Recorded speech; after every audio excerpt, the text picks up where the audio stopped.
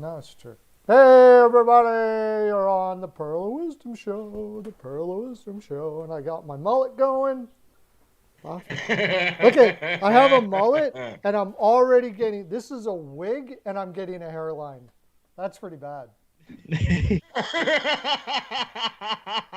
Hair in my head. Yeah, you already got like 5 head, right? Hair is repulsed by my head. I can't even put fake hair on my head.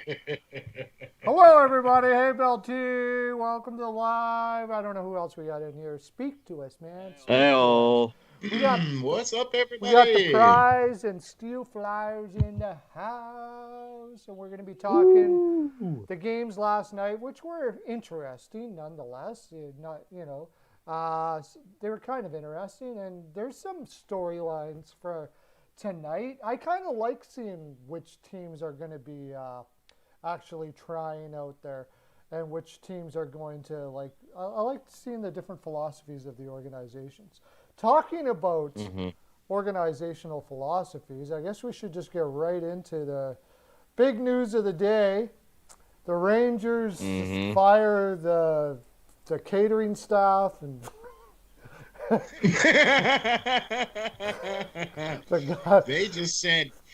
they said, yeah, we need to have a Zoom call with the coaching staff. Yeah. With HR, right? The whole coaching staff got a CC with meeting with HR. Yeah, pretty crazy. They fired everybody. Yeah, and they didn't just fire the head coach. They fired everybody. Everybody. Yeah, this is a weird one.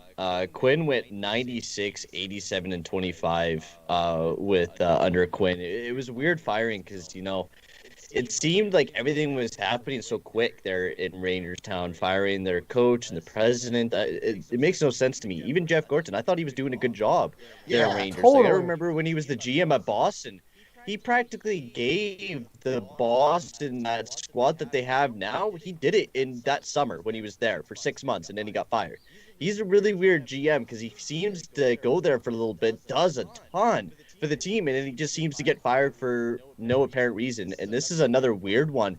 I feel like if anyone's going after Jeff Gorton, I don't know if there's any problems just with him personally, but he's a great GM out there, and it's weird that he's getting fired so quickly after every job that he gets.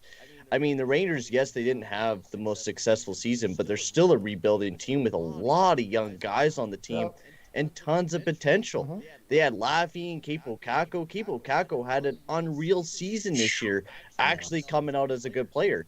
It was a weird season to fire just about everyone when you had a lot of positives going forward for you, and then it just kind of quickly goes downhill. I don't know. It's a weird firing for me. Oh, yeah. I have to agree with you. Yeah.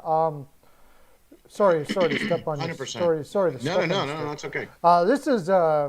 This is basically we don't accept losing firing. I think this is just an owner that hates to lose, and because if you look at you're a rebuilding team. The mark of a rebuilding team for a coach is if your young players are steadily improving, which they all are.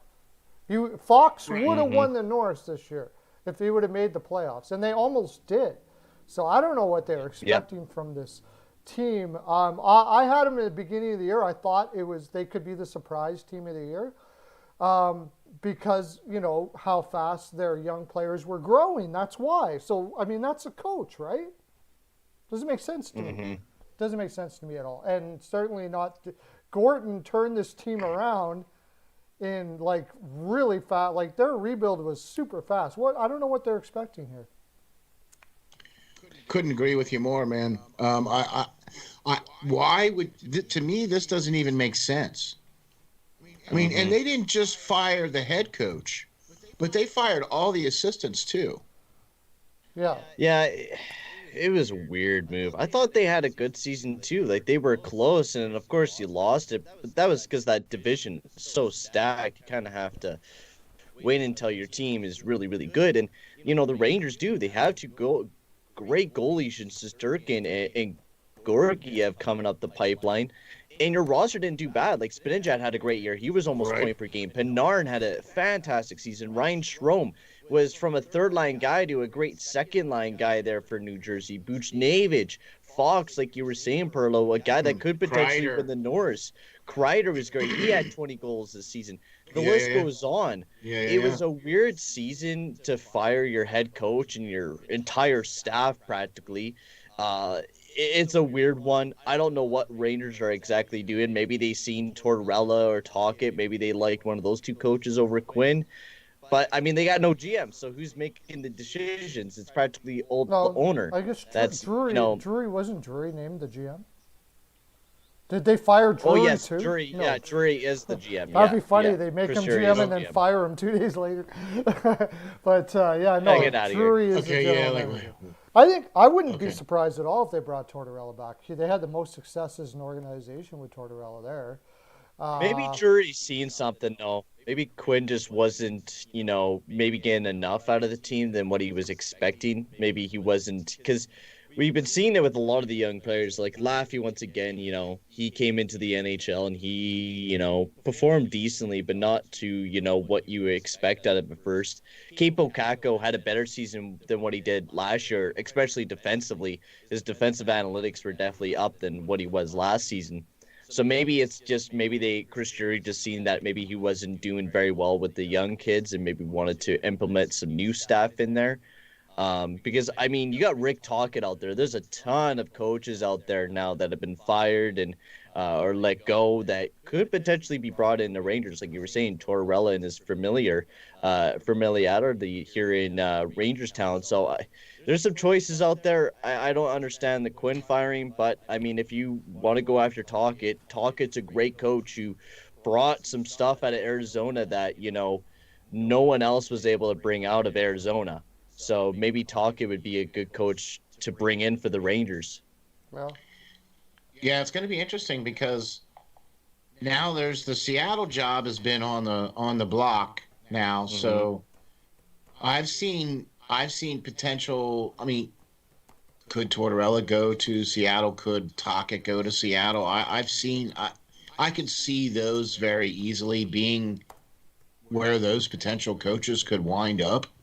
To be honest with you, you know what I mean? Mm-hmm. But there's probably going to be a couple more jobs, I think, available coming up here maybe in the next week or so, I would think. Like once the season officially ends, I guess, or once teams start or stop playing. You know what I mean? Mm-hmm. I think we might see some more changes yet still, too. So there's going to be a plethora of jobs and a plethora of coaches available. Maybe. I never really looked at it. Let me look at it here. Go ahead and talk. Also in other news, Seattle Kraken signed their first ever player in their franchise today. Oh yeah. Luke Hedman from the Blainville Bosbrad Armadia there in the QMJHL. He was a Carolina draft pick in the 4th round.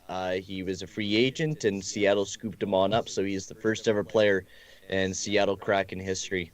Wow, there you go. Cool. Gonna be different team than I think what Vegas was able to put together. I think Seattle will be totally different just because you're not going to be able to get the Shea Theodore that Vegas got or the Alex Tuck or the Riley Smith or the Malshault. You're not going to be able to get majority of those guys that Vegas got handed to them. Pretty much because GMs and other teams like Perlo has pointed out on numerous occasions weren't necessarily ready. They had guys that were still now and I mean where a lot of people are saying that most of the GMs are in place from when the last time was there because it was not that long ago. So there's still a lot of ownership and general managers that are still in place right now for teams right now. You know what I mean? Mm-hmm. And so you're seeing that where teams are becoming more and more protective of the players that they have and trying to be, not as with their players that they're trying to protect or whatever the case is. You're seeing teams doing things right now on their roster to make it so that Seattle can't pick them. So that's the thing that I think is going to be the major hindrance. But then again, you never know, because you're going to get a bunch of these guys are going to be these younger guys that are just starting to come into the league, and you never know, man, how you Exactly, could like a great core could suddenly mhm. emerge, with all these kids playing together. William Carlson was the same kind of player. Like, who knew that kid was going to be amazing there for the Vegas Golden Knights? I think he was bouncing around the NHL from Columbus to Anaheim, and he was, producing about 16, 20 points a season, goes off Yeah. to Vegas and pops off and gets 40. So it's, you're going to get those random players there for Seattle. I don't know if they're going to be as successful, but I mean, we said that about Vegas too. We said that they wouldn't be successful, and look how they turned out. First Well, Stanley Cup okay. Finals appearance. You never know. I think maybe there's going to be a lot of teams that are going to be giving up some big players that will be available. And there's going to be a lot of good goalies, because you look at it, every team, a lot of teams have good tandems right now. I think me and Perlo a while ago were looking at a lot of the good goalies across the league that potentially Seattle could go for. And there's a decent amount that they could build a good, solid goalie tandem out of. And there's also a lot of good defensemen. I think Seattle will be, more defensive than what. I mean, Vegas is still very defensive, of course, the way that they play, without a doubt, probably one of the best defensive teams. Number one in the But league right now. yeah, I think Seattle will probably almost do the exact same thing. But we also got to remember they got Ron Francis up in there, who Right. is a very good GM and helped Carolina build a pretty good team before he left. So I think Francis will do a good job there in Seattle. Well, So I have a question. that tells me what direction they're going by hiring Well, Ron right. Francis. Ron Francis is a builder. He's not a guy that's gonna go do. He's not gonna do what Vegas does. It's just not. You don't hire him if that's what you want. You would have hired a Right. good guy to hire would be um, what's his name from that just got fired from Pittsburgh. Why do I always forget his name? From the Penguins, Rutherford.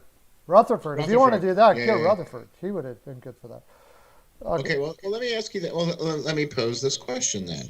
Okay. So Ron Francis is the GM up there. We know Seattle's going to probably be the build from the youngsters and draft picks, and get whatever they can. You know what I mean?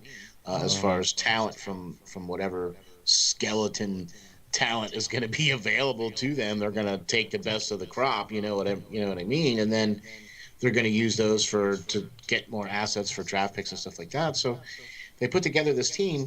Do you think they need to hire their coach first before they put together their team? Oh yeah, they will. They Oh, I probably think they already. will. They They've are. still They got already tons have. of time. They already have them I in think place. I think Ron Francis is honestly waiting for the season to end, because then you have a lot more coaches opening up for you, because a lot of the time there's a lot of after the first round there's a decent amount of coaches that do get fired from underperforming teams.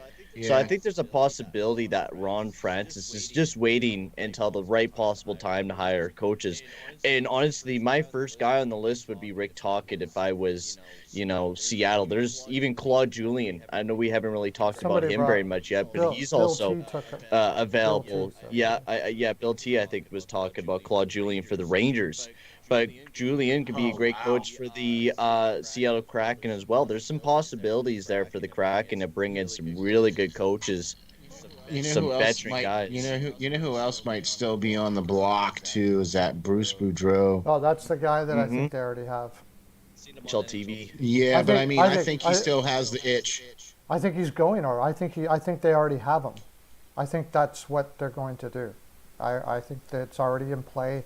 They just haven't advertised it yet. They just haven't made it known. I think Bruce Boudreau is their pick. So Who we'll for see what Seattle? happens. Yeah, I don't yeah. know. I He's don't know. he's After he's seeing not. Rick Tocchet and all those guys, I don't know. Yeah, but I think that they wanted a guy that they could work with as they were growing as an organization through all of this. They could build a philosophy together, and they've been talking to him the whole time. So he's been part of the process. If I was doing this, I'd want a coach that was part of the process already, rather Yeah. than just somebody here. So my guy would Okay. be Bruce Boudreau. That's what I think was happening. Okay. So we'll see. Wow. I could be wrong about that, but I think it was Bruce Boudreau. All right. Well, if Boudreaux goes to Seattle, now we suddenly have. Yeah, Kyle Mercer says bring Steel Flyers into the Rangers. That Anyway, would be perfect.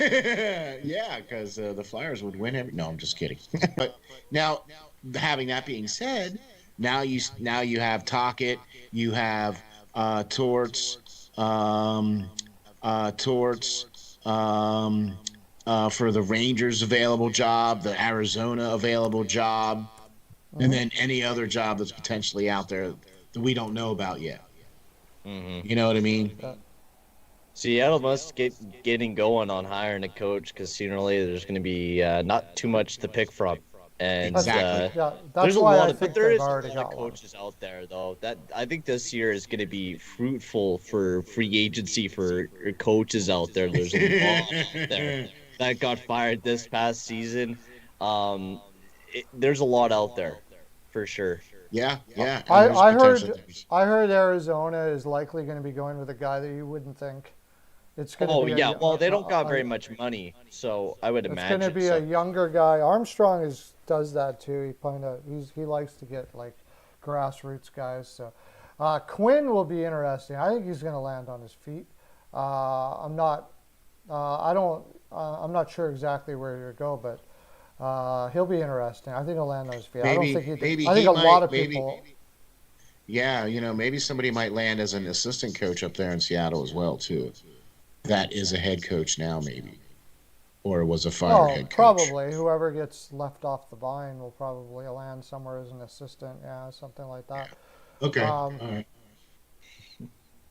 So Yeah, what do we Kyle, got? We got Calgary needs. Does Calgary need a new coach? Yes, probably. We don't know that. No, yet. they got We don't know Sutter. that. Sutter's We probably don't know going if to be. he's going to stick around. He or signed not. I think he signed like a 3-year contract. I think. Oh, did he? Is from what I heard. Yeah, I Oh. think he signed a 3-year deal. So 1 year to like kind of figure it out. I think next year I don't know what Calgary's going to do. I don't know if they're going to try and push the team because they got so many bad contracts on that team that they're going to be stuck with for a while. I think Sutter's signed there for his current contract, the next 3 years. Of course his salary is unknown, but he's locked up until 2023. Okay. But though, that he's basically going to go up there and just basically assess and probably get rid of whoever he can. Oh, yeah. And that's going to be the thing with Calgary this year as well, too. They're going to need to be able to trade and get what they can for who they got. You know what I mean? So, and then we all said that Calgary was one of those teams that is going to need some adjustments, but it wasn't going to happen at the trade deadline. It was going to have to happen at the end of the season because of those big contracts that they have and some of the other things like that too. So, plus I also think that you're going to see some draft assets being expanded upon here in the next coming weeks as well with some of these teams once they finish up and with assets being or trying to move contracts or whatever that's going to be the case. At the draft, you might see that, yeah. Calgary also wasn't going to make any moves because they want to get a full read on who's going to be not there and all of that sort of thing like that. So Calgary will be a very interesting team in the offseason, no doubt about that. There's going to be a lot of movement this offseason, tons. With Seattle, the expansion draft, people trying to protect their players, get something for players that they could lose in expansion and all that. It's going to be a lot of fun, my friends. Thanks, JP's in the house. Plus the fact that teams are going to be looking to position themselves for the draft that's going to be coming up as well. So you're going to have a bunch of young guys that are going to be coming into the league this coming spring / or summer. They're going to be coming in via the draft. You know what I'm saying? So that's the next crop of youngsters are going to be coming in as well too. And so you're going to see a lot of shifting and moving, and with some of the regulations being relaxed now. Each state now seems to be relaxing things in the United States more and more and more. I'm thinking that maybe by the time, who knows, maybe by July 4th, everybody will be able to come to all the events. indoor, outdoor, full 100% capacity. You know what I mean? That would be amazing. If that's the case, then I think you're going to see full everything. NHL is just going to go right back to the way it was. And you know what I mean? You're going to start seeing all the other leagues open up and stuff like that. And players will be able to be shuffled back to their junior leagues and things like that. You know what I mean? Because I think that's going to have a major impact on the draft this year. A major, major impact. Because teams have not had time to spend to watch players because they haven't played for their respective juniors or whatever. If I believed in my draft team, this would be the best. I'd be trying to grab first all I could this year. This would be awesome. Like Columbus doing what they're doing, that's how Columbus grabbing. They got Pittsburgh. What did they get? They got Tampa Bay's first and Toronto's first. Watch them Toronto nail and the Tampa. crap out of that. That guy is a freaking you know what? genius. I think this draft, you're going to see a lot of late round steals because of players not playing, and you're not going to be able to scout them as much. So if you get just that little bit of edge on that player and you see like, oh yeah, this player has something special, might as well pick him up, right? Like I was looking at this draft, and there's a lot of good defensemen coming from this draft. Yeah. And I know a lot of people are skeptical about this draft being a bit weaker, and yes and no. It's just because we haven't been able to scout. That's been the biggest problem. We haven't been able to go in person and go to those rinks. Yeah, I don't think the talent's any less. No, I think there's tons of great talent. You got Luke Hughes, Owen Power. He's been looking like a force. There's tons of great players. Kent Johnson.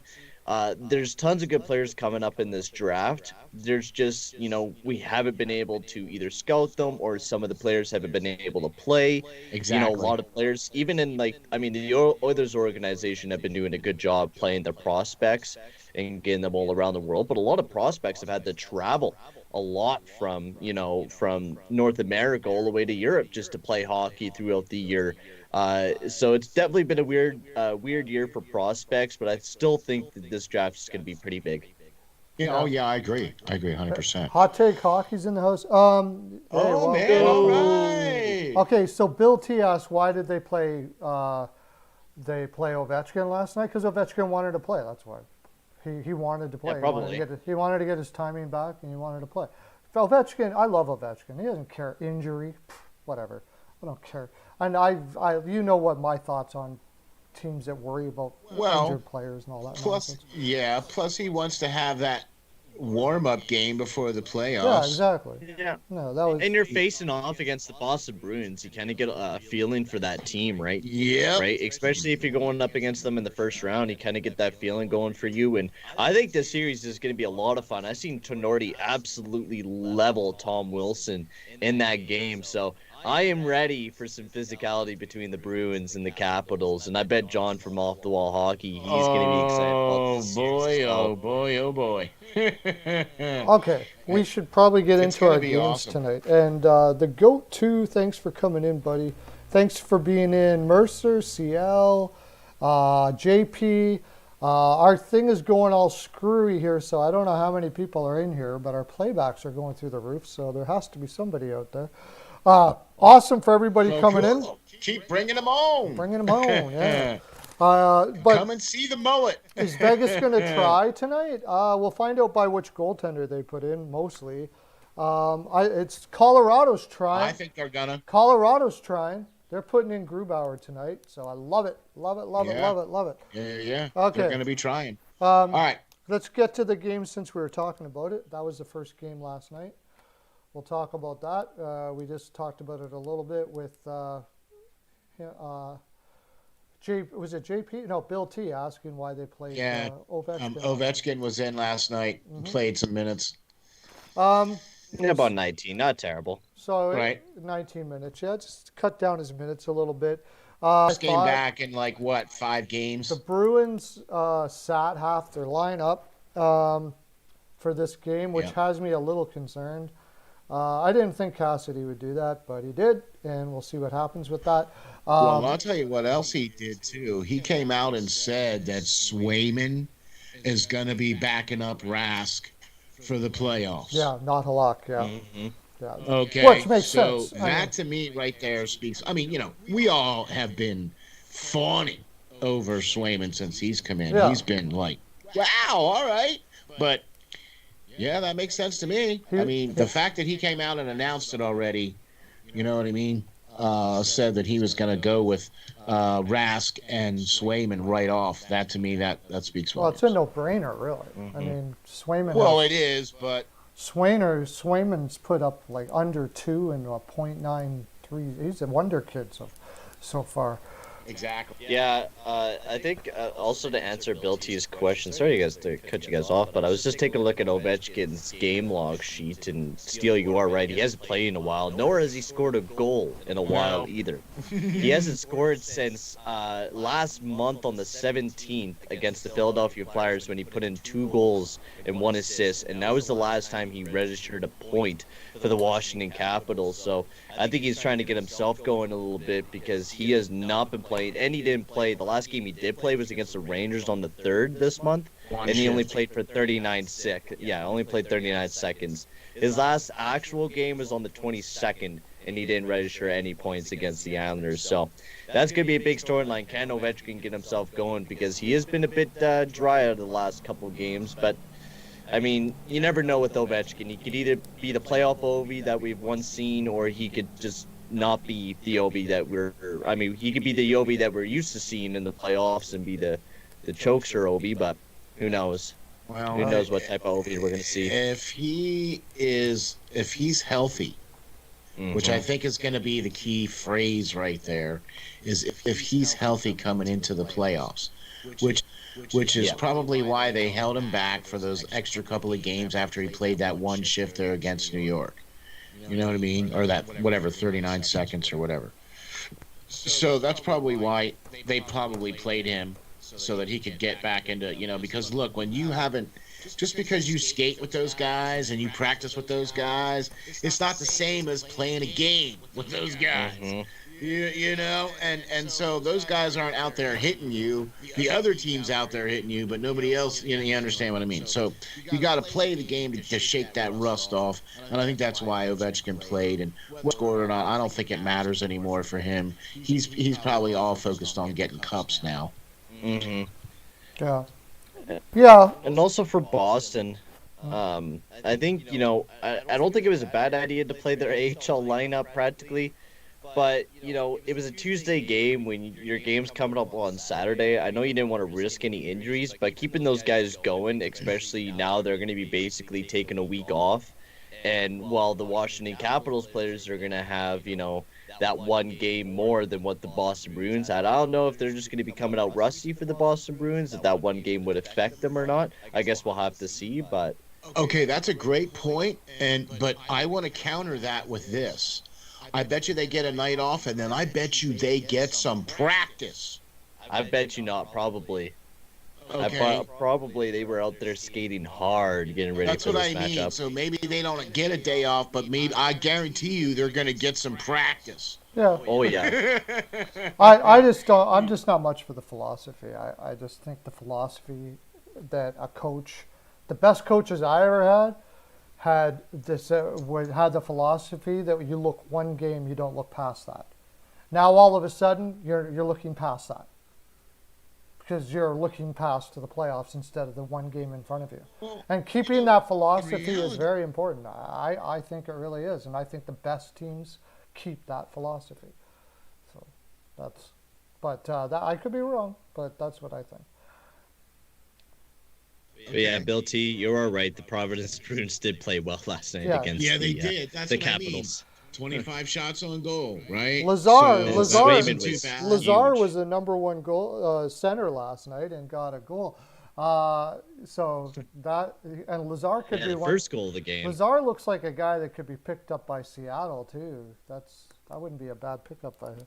Oh, he was part of that. He was part of that group that came from Buffalo. Yeah. From Buffalo. Mm-hmm. Yeah. And so he might be one of those guys that will get potentially, because I don't think that he is signed after this year. I don't think he's signed after this year. I can't remember. Oh, is he a UFA? I don't think so. Is he a UFA? Oh, if he is, then he's not eligible. Not eligible. Well, he can be picked though. Yeah, they have. Well, he can't be picked though. Yeah, they have He to. can still be Lazard, no, picked. he, Still be Lazard, no, picked. he does have 2 years. Yeah, He I has thought. 2 Oh, years. he does. I thought he was. Okay. What happened? They're saying that the stream is going. They're saying that the stream is going on and off. It's not staying. And they said he's going to come back for the picks because basically the stream is going on and off, on and off, on and off. And I don't know. I don't think we can do anything about that. To tell you the honest truth. Yeah. That's why I our don't think so playbacks either. are so high, because people are leaving and coming back, leaving and coming back, leaving and coming back. So that's what a playback is. Oh, I see. Okay. Yeah. Weird. Yeah, I don't I think keep seeing the circles. This is a yeah. I keep. Did you see that on the thing too? Yeah. Yeah, I was watching it. It's like going out, and then it would go to black real quick. Yeah, it's unfortunate. It seems to do this when we have 3 people. Why, I don't know. Okay. Do you wanna we can drop me and you can go on with Peyton. It's all good. Well, I don't know if that'll really solve anything either. You got a circle. About every 5 seconds it goes on and off. Yeah, it just happened to me again. Yep. Yeah, mine too. Yeah, it's happening here too. So I think it's YouTube. I think it's YouTube that's doing it because I don't think it's your connection. No. Because it might just be a YouTube problem it today. is a YouTube We problem. didn't have a problem yesterday. No, No, did apparently you, they did have a problem yesterday too. Actually, I heard that too. Oh, really? Yeah. Did you update your Skype? I haven't. Nobody's off. They haven't offered an update.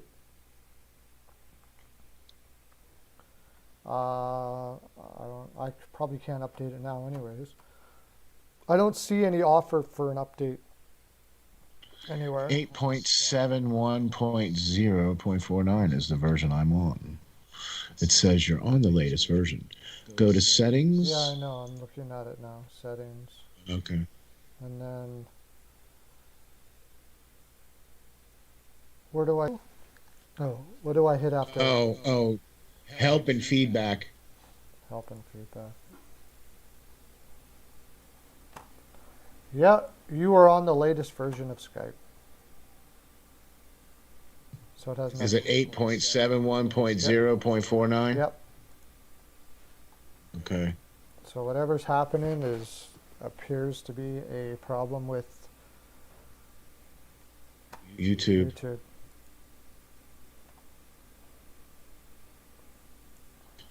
I mean, they can still hear us. We're still like. Okay. Oh, so when they can hear us, but when it goes out, even. No, but I mean, even though our pictures are frozen, we're still being broadcast. Okay. Well, if they can still hear us, we'll just keep going, and not much we can do about it. I don't think. I don't think taking one person off is going to cause that to not be a problem. So. You don't want to even try that, or? Well, what would I just do? I just press it off for you, and then try, and then put you back on again if it doesn't work, or whatever, or what? Yeah, just take me off and just see cancel if taking somebody off will. Cancel the NDI source. Which one were you again? Just click on it, and then it'll pop up who it is That's me. before you take it away. That's you. I just Seems good now. Mine went off in 5 minutes, 30 seconds. So now, There. let's see, we're not. You're off. You're off now. So we'll try it for a while. Okay. Okay. Well, we'll try it with 2 here for a while. Well, I'll Yeah, I gotta. I wonder if they can hear you now. Speak again. I think they can. Okay, good. Yeah, he doesn't look right. He hasn't looked right all year, and I mean, they're just not going to be able to do anything in the playoffs if he's not on his game. So, good thing for us. Assuming Because this game actually did confirm the playoff matches for the North as well. I forgot to bring that up. This was if Jets won, they were to eliminate practically Montreal from getting into third. So Winnipeg will be going up against the Edmonton Oilers, and the Montreal Canadiens for the first time since the '70s are going up against the Toronto Maple Leafs in the playoffs. So that should be a really exciting matchup between the Maple Leafs and the Maple Leafs and the Canadiens. My status says excellent now. So Okay. we could, maybe it is the 3 people. I don't know. Very weird. Why would that? Yeah, Steele is not on now. Steele's off. So you can't hear Steele anymore. I don't know why his picture's still up there, but I deleted it on. So turn up Peyton. Steele said to turn me up. Turn me up.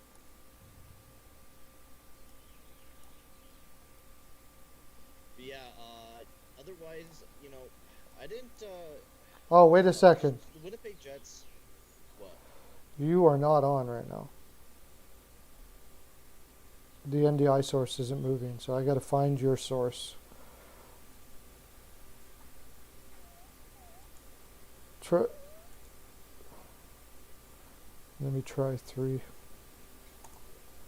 Okay, now speak. Ayo. There we go. Ayo.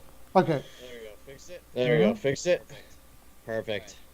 All right. The Winnipeg Jets.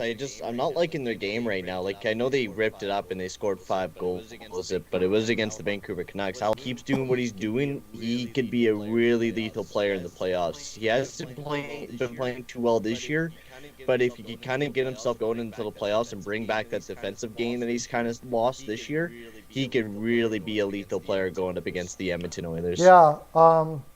Yeah, for sure. If Ehlers comes back, they could be definitely in trouble, especially if he's hitting full stride.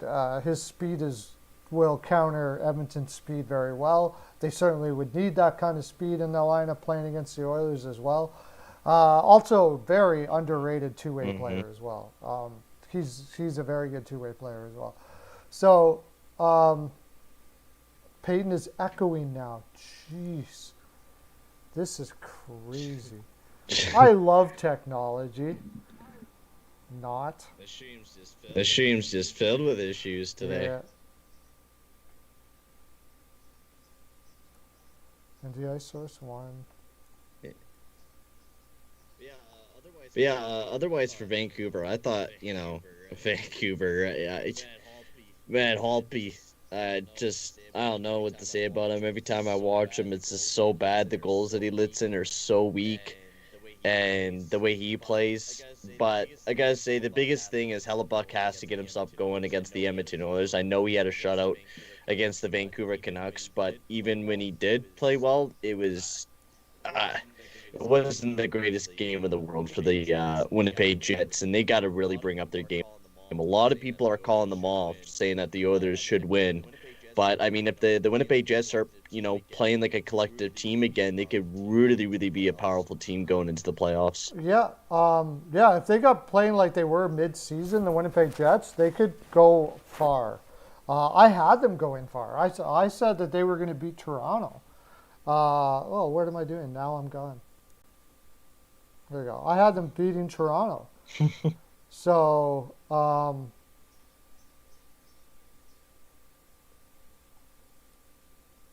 now you can I don't know if I would. Now you can't say that, really. Like, I don't think they're going to beat anybody the way they've been playing. But if they can get back to where they were before, I think they could have beat Toronto. I think they had the type of team that would be able to beat Toronto down when the way they were playing halfway through the season.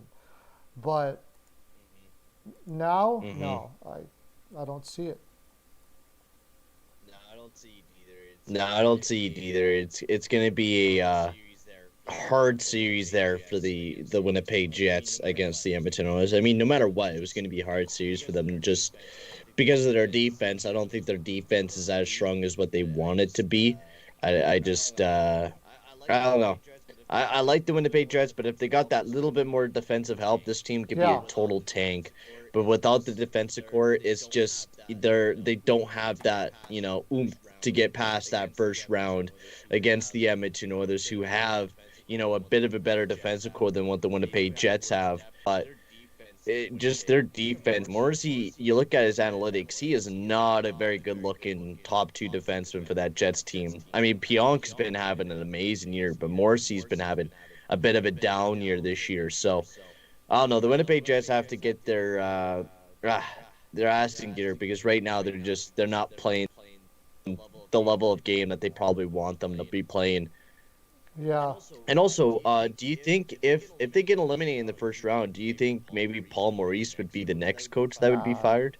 I can't see it. I think it'd be silly to fire Paul Maurice. No, especially since they didn't grab defense at the trade deadline when everybody expected them to.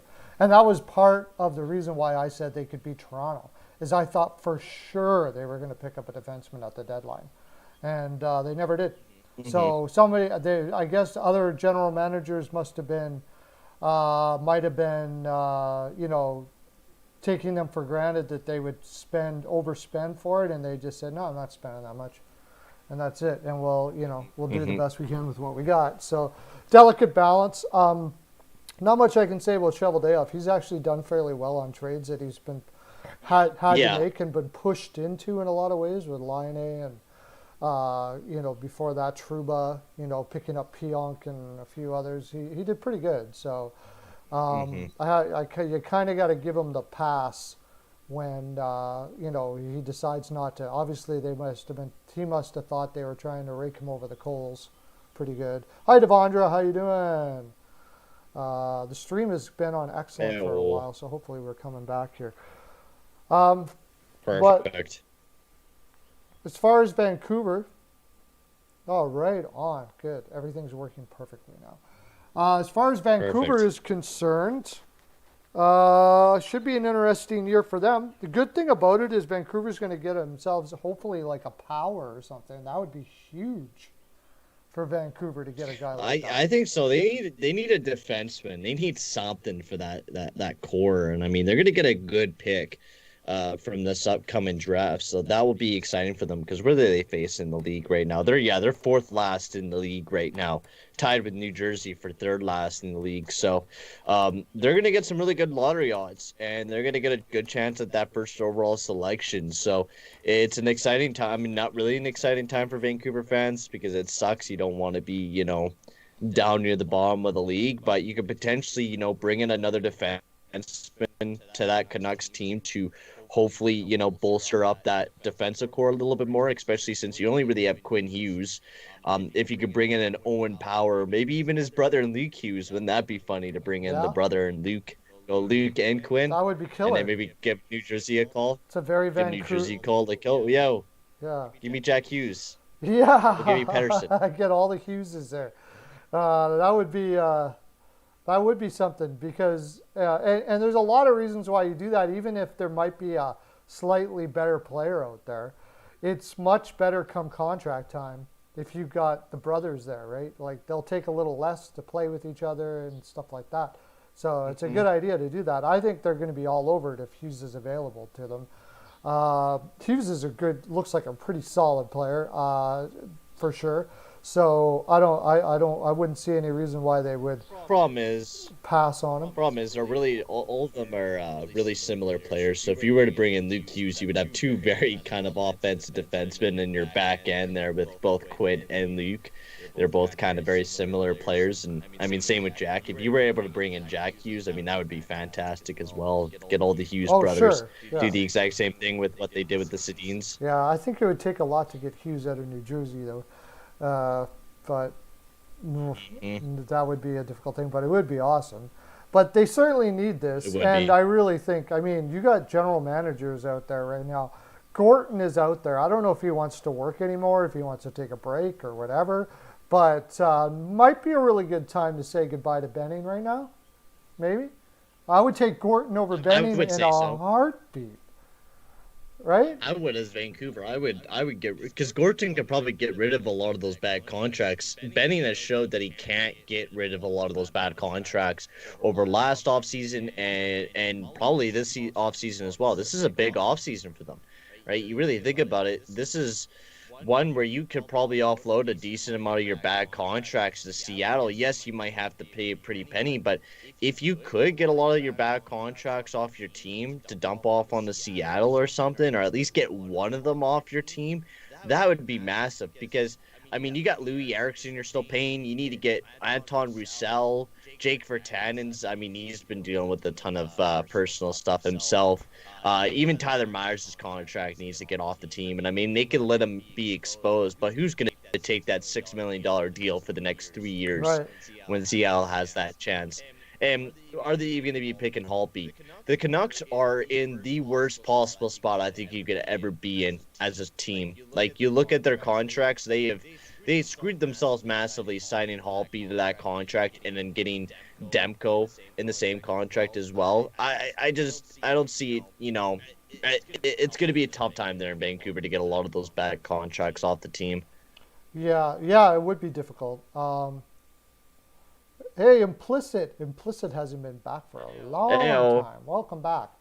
Um, Well, because the Islanders have been sucking ass lately, so he's well, probably dipped probably out. because I predicted that the Islanders were going to have a dip at the end of the season because I thought their depth wasn't good. And you were right. It might have something to do with that.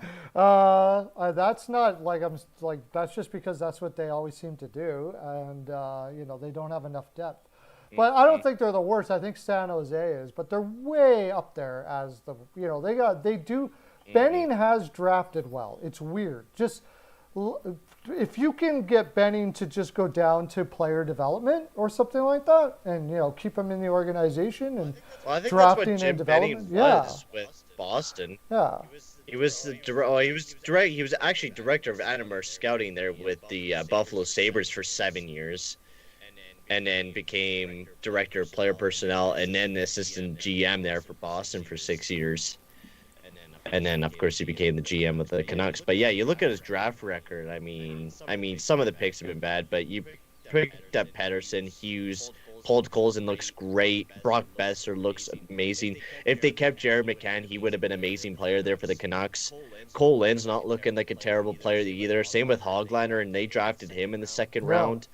Like, they have brought in some good players. I think the thing that they suck at the most is when they get that player into that franchise, they suck at developing. And I think that's the thing that, they don't do the greatest at, is developing once they get that player into the team. Because a lot of these players that I listed off, Jared McCann's off performing great in Pittsburgh. Nikita Trampkin's not even there in Vancouver more. Now, Jake Virtanen, they messed up his development pretty good. And Levy, I mean, we haven't really seen too much from him in the past little bit either, so we'll have to see. Yeah, well, the East Division playoff prediction show we're doing, I think, when did we say that we're doing it Friday, tomorrow maybe? I think it's tomorrow. I think tomorrow. Yeah, tomorrow, they said. So, yeah, I would definitely, but we'll see. I don't see why Benning would stay there, almost the same as I don't see why Bergevin gets extended. He's just hasn't. There's too many, like you said. There's obviously too many bad contracts there. At the very least, they got to take the contracts away from that guy. Don't touch contracts. You got to get them off. Torch to the Rangers. Yeah, we talked about that as a possibility. Wouldn't be surprised. It seems to have been a mutual decision, and I'm sure there are. All of these players, coaches have agents, and they talk to each other, and they know information. They know what's going to be happening before we do. I'm positive Tortorella knew that they were going to be firing who they fired long ago. So if there was any inclination that, that might have been it just in itself. Like, they might have been thinking about keeping Quinn, but when Tortorella came available after what he did with the Rangers already, and the type of way he coaches, where it's basically win now all the time, like that's the way he looks at things. His philosophy might sit well with the owner, And that could be what we're looking at here is Tortorella going back to the Rangers. I wouldn't doubt that at all. And I think he would take it in a heartbeat if they offered it to him. So. Mm-hmm. Yeah, there's a lot of things that need to change up there. And, you talking about Torts in New York? Yeah, Tortorella in New York. Yeah. You know, I don't think Torts is gonna go to the Rangers. I just don't think Chris Jerry is gonna be really thinking about bringing Tortorella back. I just don't think Tortorella would fit that type of style that the team is right now, and I think they're gonna be looking for someone either like a Quinn or maybe someone that's really good at kind of coaching the youth, because they got a lot of young players coming up in that squad that they need to develop, like Laffy and like Capo Caco, and need to get better seasons out of those guys. So I think they're definitely going to be finding a guy that, I don't know if it's going to be, Rick Tocchet or Bruce Boudreau or who will it be, but they're going to be bringing in someone that will help out Adam Fox and help out Laffy and help out Capo Caco and especially Pinard, someone to get maybe an offensive touch or maybe even to bring in someone defensively to kind of bring that defensive style of game, because we've been seeing it before. The Rangers don't play a tight defensive game. They really don't. I think that's the thing that kind of brought them down a little bit is, defense. They don't have the greatest defensive core in the world. Ryan Lindgren and Keandre Miller and Adam Fox have been, developing great. Ryan Lindgren signed that huge extension, but they got to get more out of Trouba and their other defensemen, and they got to start stepping up a little bit. I think Tortorella would be great for that organization for all the reasons you said. And I think this is what the owner would be looking at, because I think he thinks the young players were handled too soft, and if that's the case, somebody like Tortorella would be perfect. What he did in Tampa Bay with LeCavalier was insane from players that I've heard. LeCavalier was going to be a bust. If it wasn't for Tortorella, he never would have become what he became. Yes, he challenges the heck out of you, and he challenges you a lot. But if you're not, basically he's like, if you're not going to make it through the challenges he gives, you're not going to make it. Look what he did with Johansson with Columbus. He basically said after a certain amount of time, he said, this guy's not going to make it. And he hasn't, So, yeah, I think that we'll see. This is very seldom we disagree, but I think that is very likely the direction that they're going. Maybe he is Tortorella. Maybe Tortorella is able to do that for the team and able to come in and coach that youth there in New York. I don't know I know Torch said that he still wants to coach, and there's a lot of good coaches out there. I mean, we could probably debate for days on who's going to be the new coach for the Rangers and who could fit there and who might not, because there's so many coaches out there right now that are available on this market that have been fired and could be picked up for your team. So it's going to be an exciting, off season this year for a lot of these teams looking for some new coaches, because there's a lot out there that could be picked from. Yeah, what was the score in that Jets game? It was 5-0, right? 5-0. Yeah, and was there other games? No, it was just those two, right? Yeah. Yeah, just those two. Yeah, nobody had 5-0. CL had 4-0 though. Close. Ooh. Yeah, 4-0 Jets. Steele had 4-3. I did take the Jets after kind of going back and forth. And then, Serrano had the Jets. So, anyways, we got a few more games. We got 5 games for tonight. Pretty tough to pick for these games. I did hear Mike Smith. Actually, Mike Smith is playing in this Oilers game that is coming up. It's not Stalock. Mike Smith is starting in the net. Oh, okay. Well, that's good to hear. I think it's a warm-up. I think that's what it would be. I'd rather see Smith starting just to get him, warmed up and ready to go. I'm a little bit surprised by that, but I'm not surprised in the fact that Smith would definitely not want to sit ever. Like that's just the way Smith is. That's what you love. That's just who he is. Yeah. I think that's just who There's not going to be a lot of players that are going to sit. I No, feel and I really right. love that Like about my there's team, the Oilers. They don't generally do that. I like that. I love that philosophy about our team. yeah. So I think also Kyle Turris will be in the lineup as well. Yeah, Mike Smith starts at net tonight. Turris in for Yamamoto. Yamamoto's out of the lineup. I think he's out with an upper body injury, I think. So Yamamoto will be out of the lineup for the Oilers as well. And then I think Kaden Premu will be the starting goalie for the Canadiens, but that is unconfirmed as of right now. That's weird. It's still okay.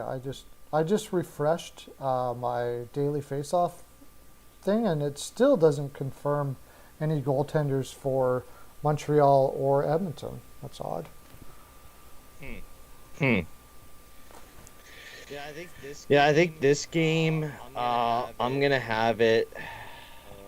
Well, we'll get to that after the break. We got to take our break now. So. Yeah. We got to take our break, right. And then we'll get to our picks. We will be doing. Is Hockey News Report still here? Or did he take off with all the technical difficulties we were having? We'll have the playoff bracket. Hopefully Friday he'll have an explanation for the playoff bracket and how it's going to be and all that kind of stuff like that. But we'll get into our picks after the break, and that'll be right away. We're going to take a look, 3-4 minutes, and we'll come back.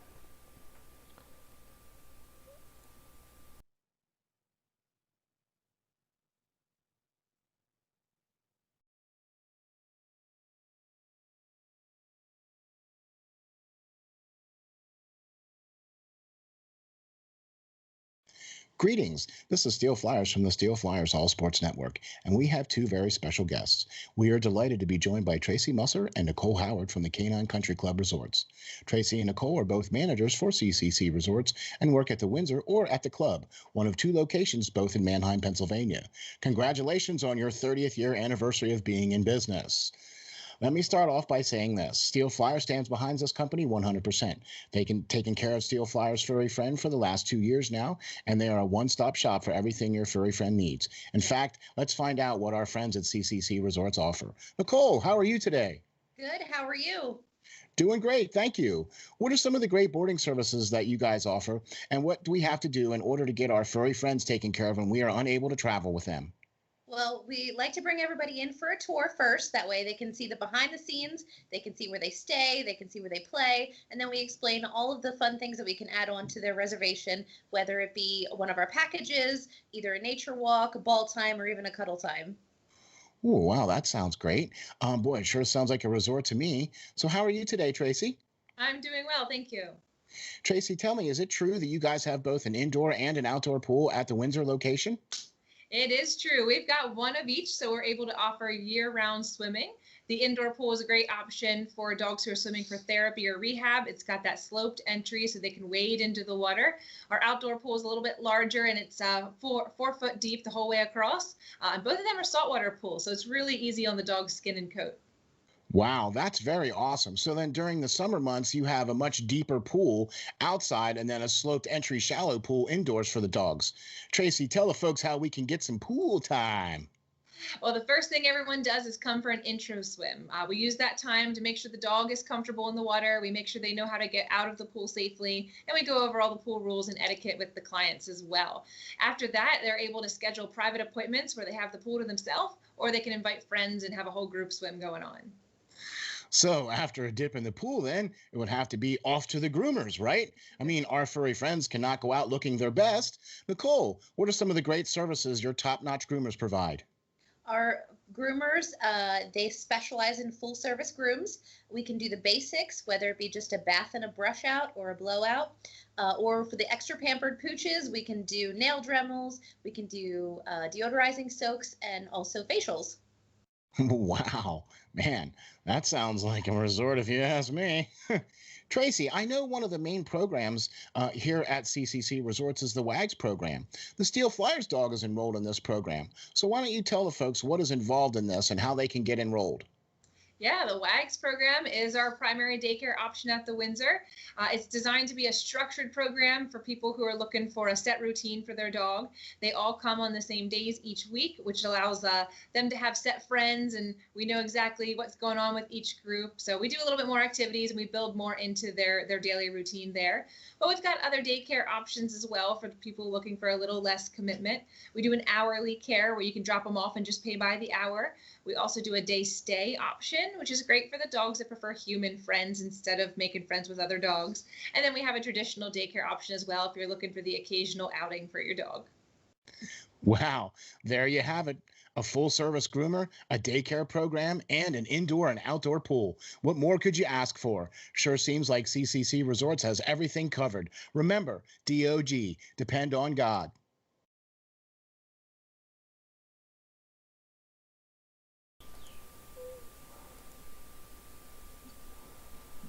Back. Yep. I gotta find your NDI source. There we go.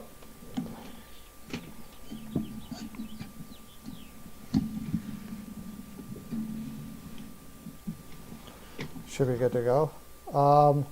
Okay. We're going to do our picks for tomorrow then. 5 games, should be fairly quick. We have lots to talk about each game because they're going to have Stanley Cup. Woo. Yeah, let's hope that everything's working well in our okay, it says poor again. Can people see us out there? I think so. On and off. That seems to help the stream for some reason. I don't know why. Reset it. Okay. So the first game we got, we'll get into. Oilers, Canadians. They're in an hour too. Oh, is that coming up right away? Okay. Yeah, an hour away. The game time will be between the Oilers and the Canadians. Smith will be in the net for the Edmonton Oilers. He was confirmed, and Kaden Premu, he's unconfirmed though, but he should be in the back of the net for the Canadians. I think this game, because I also heard Anderson will be out of lineup. Gustin will be making his debut for the Canadians. I think this game will be 4-2 Oilers in the end of this game. I think that's how this game will go. A lot of players are out of the lineup for the Canadians. I think this game is honestly just, meaningless. Can't say it properly between these two teams because they already have their spots. It's a warm-up game for getting ready for the playoffs, and I think that's how they're going to probably take it. I know the Canadians are resting a couple players tonight, and I don't know if the Oilers are, but they are resting Yamamoto. I know McDavid and Draisaitl are still playing in this game as well, so it should be a fun game. And during the season, I think they're 3-4-2. The Oilers are against the Canadians, so they look to go 500, almost 500 against the Canadians this season. Okay, so you know that Smith is going to be in net. Who's going to be in net for Montreal? Yeah. Caden Premu. Oh, Caden I didn't Premo's really gonna see be in? too much. Oh boy. Yeah, the Oilers will win that pretty handily as long as they're trying. They should know. Serrano's going to take Montreal though. If that's the goaltenders and the Habs are definitely letting people sit, then CL is taking the Habs too. Wow. I'm really surprised by that. I don't know who it doesn't say. Let me check. We got lots of time, so we'll see if I can get some updates on injuries here, or like if they quite often they don't tell you until like right at game time, but it's close enough that maybe they might have something. Just Dano is out already. Weber, Drouin. Let me refresh. Xavier Coulet and Jesse Yolonen is going to be getting into tonight's game as well. Oh, okay. Ouellette and Yolonen. So yeah, they're sitting somebody. I don't know who it is, but yeah, I think Gustin's also getting into the lineup as well. He's getting into the lineup as well. From what I heard, there's tons of kind of people coming in and out of the lineup for the Canadians. I think they're really resting their players up for this won't be in. Playoff run that they're going to go in. Yeah, Yamamoto's out of the lineup. He's being replaced by Turris. Yeah, that's a bad trade. But if those guys are going to be in for Montreal, I'm going to say Perlo. I'm going to say 5. Oh, somebody took 5-2 already. Let's go 5-1 Oilers. I think they're going to win fairly handily then, if that's the case. Especially Yeah, I'm with gonna go Smith 4-2. and net. I'm gonna go 4-2 Oilers. Yeah, I got yours down here already. Yeah, I got yours down here already. Is there any more here? Oh, Logjammer's back. Hey, Logjammer, how you doing, buddy? Or Low Gamer, I mean, should be Low Gamer. Hey, Hey, Jay, will each division play on the same day or will they play on separate days? Oh, for like playoffs? I think it'll it just. might start off the same day, but after a while it won't be. Yeah. Sorry for what, Avatar? Well, I know the East is starting. I know the East is starting this weekend on Saturday. I don't think the North playoffs will start until like Monday, because of the game that the Oilers had to play on Saturday, and I think the Leafs are done. Yeah, the Leafs are almost done. They got 2 more games left. Same with the Oilers. I don't think the North will start until Monday, but the East I know is starting on Saturday. But I think the full schedule will most likely be released on tomorrow if Vegas wins tonight. If Vegas wins their game against the Sharks, which I think they will. The Sharks are playing Melanchuk or whatever his name is, I think you were saying. I think they'll most likely take that game and clinch that divisional spot, which then the NHL will be able to produce the schedule out there for everyone and get that going for the playoffs. Yeah, Steel, I got yours already, yeah. So I guess the next game then is sort of interesting because the Maple Leafs and the Senators, and the Leafs are going to play Anderson, and Gustin's in the net for Ottawa. Who has been really good. I don't know who's going to be sitting or anything like that. I don't have any information on, like, are the Leafs going to sit some players here or not? But I mean, Anderson's going to be interesting because he hasn't played in a long time.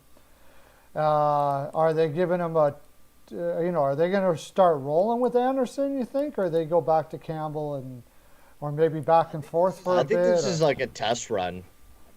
I think this is the test run for Anderson.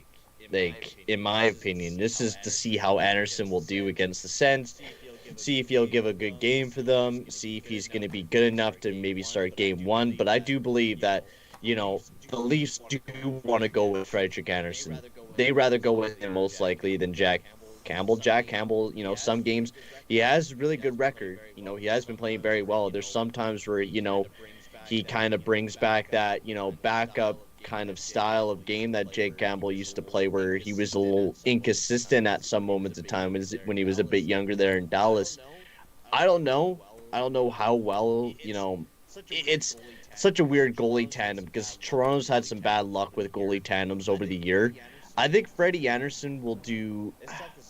It's tough to say because Freddie Anderson's been inconsistent this year. I don't know if it's because of the injuries that have bugged him. It's a tough one, but I think in this one the Leafs will be able to come back. But I think it's going to be a close game. I think it's going to be 4-3 Leafs because it's going to be a close game between these two teams. Yeah, so I got 2 for 4-3 Leafs, and then we got a whole bunch of other guys coming in here. So,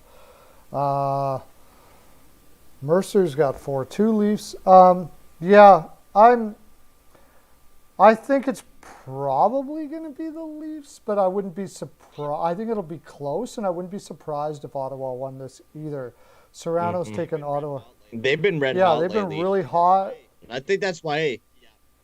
Yeah, and I think that's why they're throwing in Frederik Anderson out there, honestly, because you look at it, Frederik Anderson hasn't played in, 28 games in a row. He's, half the season. When he was playing, he wasn't playing good at all. So it's going to be a big game for Anderson because this is a prove-it game or not, I think, for Keefe. He's telling them to go out there, get some game into you, see how well you do. If you struggle, then we're going to be going with Jack Campbell in the playoffs. And I feel like that's how the Leafs are going to run it. Yeah, the more I think about it, the more I think Ottawa's going to win this game. I do. I think it's going to be 4-3. 4-3 Leafs. That's the way I'm going to go. It's going to be a close one. I think I'm going to take 3-2 Sens. 4-2 Sens, actually. Senators. I just like the way they've been playing. I don't think they're going to sit people. They don't seem to care about draft position. They're not tanking. They're winning a lot, and I love their attitude. And I don't think Toronto fully is committed to this game, really, because it doesn't really mean too much to them. I do think it'll be a low score, more on the low scoring side of things, maybe for the Leafs, because I think they'll probably psychologically be wanting to protect Anderson quite a bit, making sure that they give him a good defensive game. They don't want to have him be lit up tonight. Wouldn't be a good thing for him. It would not be a good thing. Steele is. It would not be a good thing if Steele's taking the Ottawa since NOT. Damn. OT, okay.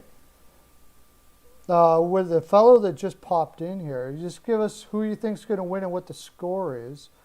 That was where was that? I just saw somebody new come in here. The Always Hockey Junior. Yeah, Always Hockey Junior. There you go. Yeah, I mean, sub to me and I'll sub to you, buddy. If you've already subbed to me, if you haven't, I'll just go into my last video and comment down there, and I'll hit your face and I'll sub to you. Peyton, I don't think Vegas can clinch the division with a win if Colorado wins. Yeah, I don't think so either. I'm not. I don't really usually follow that too closely. It's weird. Well, no. If Vegas wins tonight, they go up to 82 points. They have more regulation wins over overtime losses, I think it is. So even if Colorado does lose their next or win their next 2 games, they Oh yeah, that's right. Vegas still clinches the top. Yeah, no matter what. If Vegas wins, no matter what, if Vegas wins, they clinch tonight. No matter if Colorado wins, they need Vegas to lose tonight to clinch that spot. Yeah, which is really impressive that Colorado's playing Grubauer tonight too. They're playing Grubauer, even though he's they've already. It's not going to change anything. So. No. But well, I mean, they get to play against St. Louis, who's been. I mean, they've been pretty good the last little bit here before they clinch the playoff spot. But I mean, I'd rather go up against St. Louis than Minnesota. Minnesota's been a really good team lately.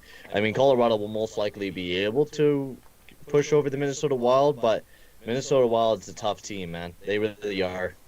Let me look this up now. Standings. They're not going to take out Vegas, though, right? Colorado.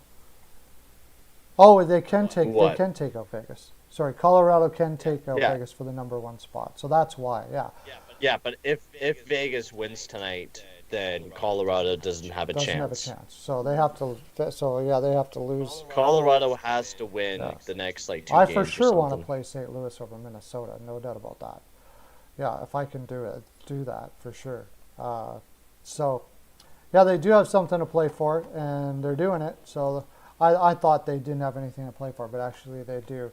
So we'll see what happens the next game if Vegas wins tonight. If not, then I'm sure they'll be playing everybody again.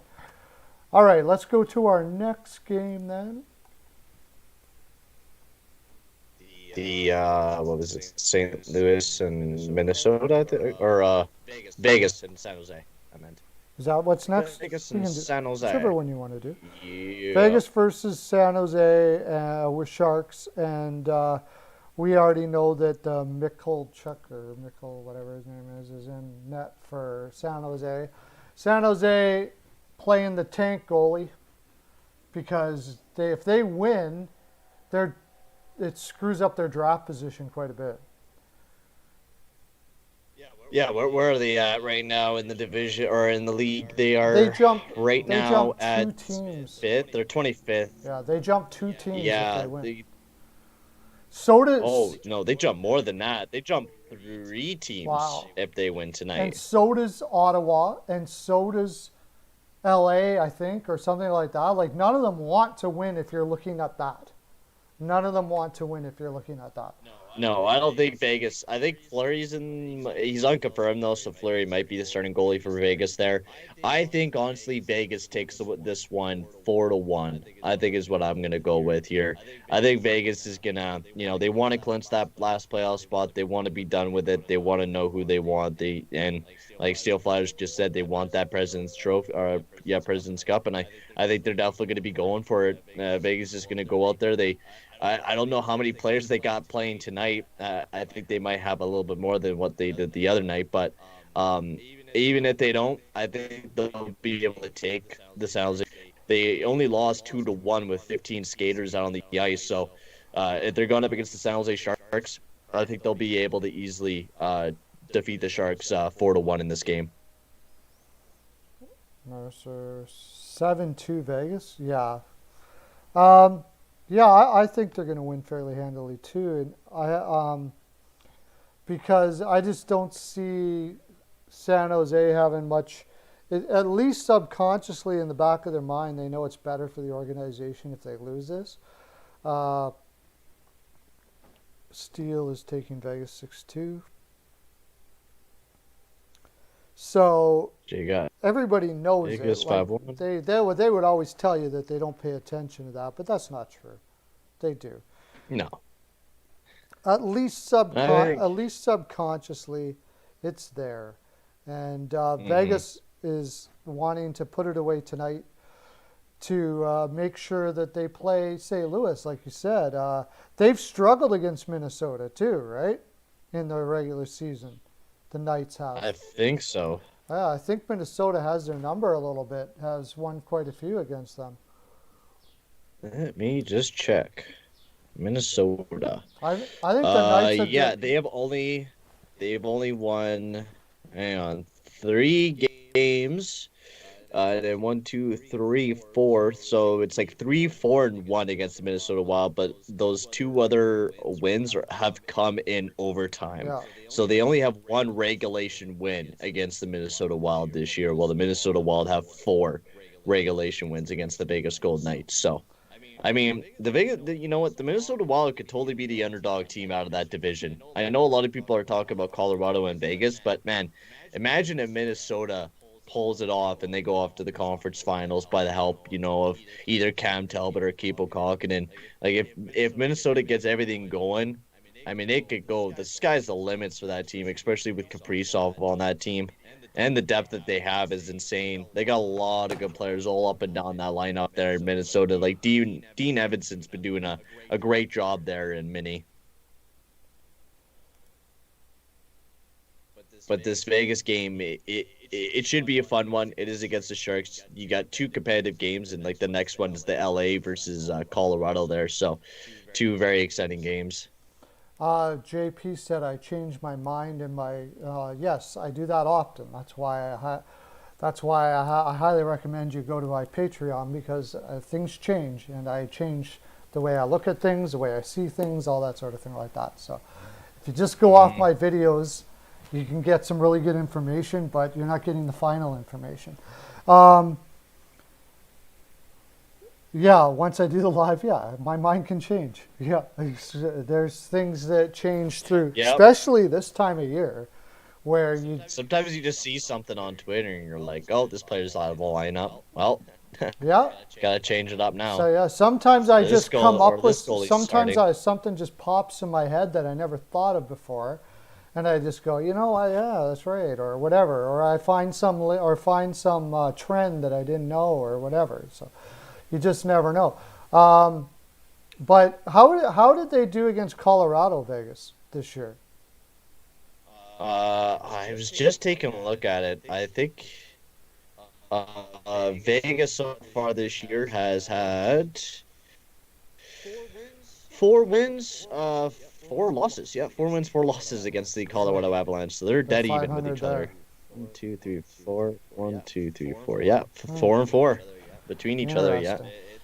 It's I mean, that series is going to be fun. Like, Who did I? I think I picked Colorado to win that series when I was kind of making a little bit of my bracket yesterday. I picked Colorado just because I think Colorado, Vegas is a scary looking team, but also is Colorado. Like it's tough to pick though. Actually, I didn't even really pick who I was gonna pick between those two teams. But I think, in my opinion, I think Colorado will most likely make it to the Final Four because Colorado, they can't lose in the second round again. It's not acceptable to lose in the second round again.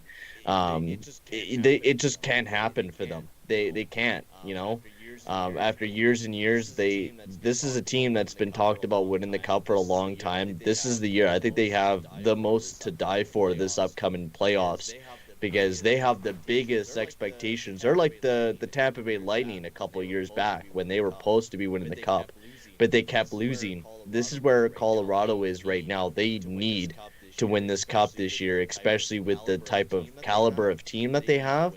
They need to win this year. I don't think they need to win this year.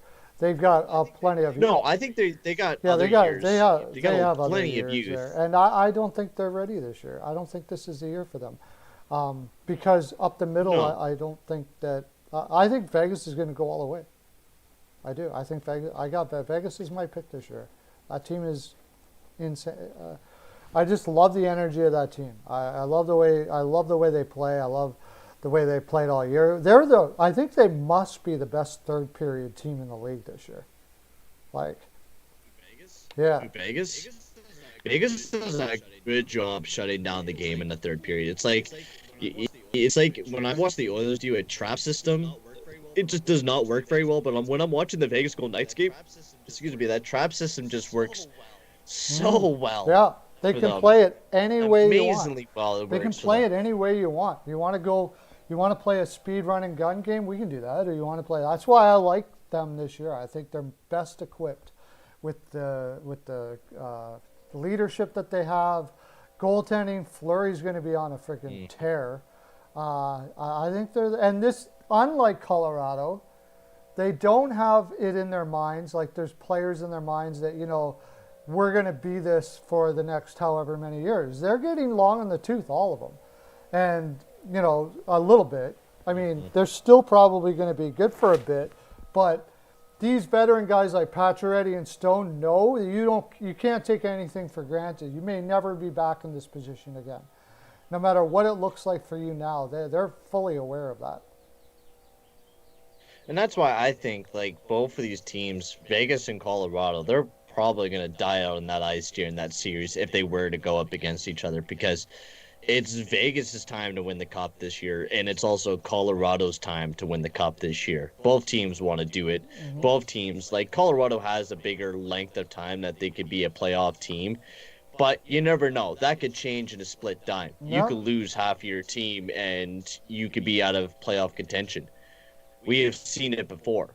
So, I mean, I don't know if it would ever happen with Joe Sakic. I mean, Joe Sakic is legit the best GM I've ever seen in my life, next to Steve VY. Both the same. The way he does the moves. Equal to each other, yeah. I think they legit are two equal legends out on the ice, and they're the same legends out on in the front office. I think they'll be able to build another great team there in Colorado again, even if they were to lose one of their big talents. But, it's a big time for Vegas because, Pacioretty's 32, Marchessault's 30, Fleury's 36. The team is getting older. It's time to win for both teams, I feel. I think it's going to be – I just can't wait until the playoffs because once we get to the playoffs, it's going to get some exciting matchups that we've been waiting to see in the playoffs. Like, we've been talking about the Vegas versus Colorado for a long time, and I don't know if it's going to be a possibility that happens. Like, Vegas could totally be put on in the first round, like Kyle was saying in the chat there. We could totally see Vegas getting eliminated in the first round. It's a possibility. We've seen it before. Anything can happen. Minnesota right is now. A strong team. I think. Yeah, and Colorado could totally be beat up by Minnesota. So, anything can happen right now. It's going to be a really, really exciting, playoffs this upcoming season. You're going to see a lot of teams that are, I think, going to pull off some unexpected, what is the word? Upsets. There we go. Yeah, Minnesota could do it. Talbot gets hot. They got a strong defense there. They have a lot of pushback. you're playing against Minnesota, you know you got to play a full 60 because they will come and they will grab it if you don't. So it'll be a tough. I can't see Minnesota. I don't think Minnesota on paper has the pieces to beat Colorado in this series.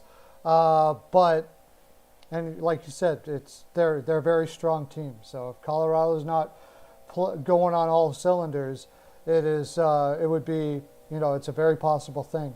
Also, I mean, as far as you said about Colorado, there's a lot of teams nipping on their butt. Like the Rangers are going to be insane next year, or could be. The Rangers could be insane next year. Colorado could be too. But I mean, there's a lot of young teams coming up right now. Detroit, Rangers, stuff like that can outclass you in a heartbeat. So if you got the opportunity, like you said, you better try to take it by the horns now, because you never know what may happen. Vegas is not going to win the cup. Okay, Joey. Jay says this is the fourth year in the playoffs. Do you think Vegas is due for a Stanley Cup winner or not? I think so. I mean, the team made it to the Stanley Cup Finals in the first year. They lose in the first round the next year, and they made it to the Conference Finals last year. This is a year there where they probably want to make it back up to that, that Stanley Cup Finals again. They would love that to happen. So if that's a possibility for them, that would be, I think, ideal for the Vegas Golden Knights. They want to win the cup. They look like they want to win the cup right now, and they look like a team with some serious business that they got to finish on that ice. More importantly, they look like, to any team I've seen this year, they look like they believe they can win the cup more than anybody out there right now. I really do see that. That's the belief on the ice for them. I look for strong third-period teams when I'm picking teams that will win the cup, and they have been, I don't have the stats, but from what I can tell, they've been one of, if not the best third-period teams out there. They got incredible goaltending. Fleury has been insane. I think they're primed to win it this year. It's going to take quite the team to take them out. So let's go to the next game then, I guess. Yep. The next game is Colorado and the LA Kings, which is another big game if the Colorado Avalanche win. I think I seen it on Twitter. I lost it again. I don't know why I lost it again. Because I think if Vegas gets more points than what the Colorado Avalanche does, and Avatar was a bit right on this one, if Vegas just exceeds over the points that Colorado gets tonight, Vegas clinches that top divisional spot. So if Colorado gets 1 point and Vegas gets 2 points, Vegas clinched that top spot, I think, from what it was saying. Right. And so I think also for the starting goalies in this game, we got Cal Peterson unconfirmed, and Philip Grubauer is unlikely, but he was the first goalie off the ice at the Avalanche morning skate. So most likely he'll be the starting goalie for the Colorado Avalanche. And I believe Colorado's had LA's number all season long. Every time I watch one of these games, it seems like Colorado just outplays the LA Kings every damn time they go out there. I think this will be 4-0 Colorado. Yeah. Oh, Steel Flyers mean you were thinking identical. Peyton 4-0. Avs. Steele's got 4-0. I got Bill T yet. Yeah, the LA doesn't line up well with the Avs. They're a little green, and just the type of game they try to play against them, the Avs have an answer for it everywhere, pretty much. Yeah. Steele 4-0. Did I put that? Yeah, I think so. Yeah, Grubauer is in. I forgot to mention Grubauer that is in. Grubauer is in net. I don't think they have it. LA has theirs. No, it says Cal Peterson, but it is unconfirmed. I think it'll probably be Quick too. Maybe not, because Quick is. Wonder if Quick's going to play again next year. I don't know. That's a good question. Is Quick going to retire? I mean, he's still a young. I mean, he's not really that young anymore, but I mean, he is a free agent, right, this year? So. Hey, Lauren, or is that next year? I should. Oh no, he's a free agent in 2023. Okay, so he will be coming back for one more year then. Yeah, I think he'll probably come back for one more year. Well, he has 2 more years more on his years. contract because that Wow. goes until 2023. So yeah, it's another 2 years after that. I think Quick will probably stay at. I don't know. It's a tough one to say because it's depend on how the player's feeling, and I haven't heard anything about Quick retiring here in the next little bit. I haven't heard anything No. about that. Wow. I mean, maybe he goes off and plays somewhere else because Cale Peterson looks like he'll be the new starting For goalie sure. there in LA. He's been great this year, given a 914 save percentage. I think he most likely will be the starting goalie there for LA moving forward. I'm thinking maybe they'll trade away I Quick don't know or who's going to something. take Maybe him they'll though. dump He's him got off like to some other isn't it team. $5 million a year? Maybe They'd have to retain some it's salary. 5.8 million.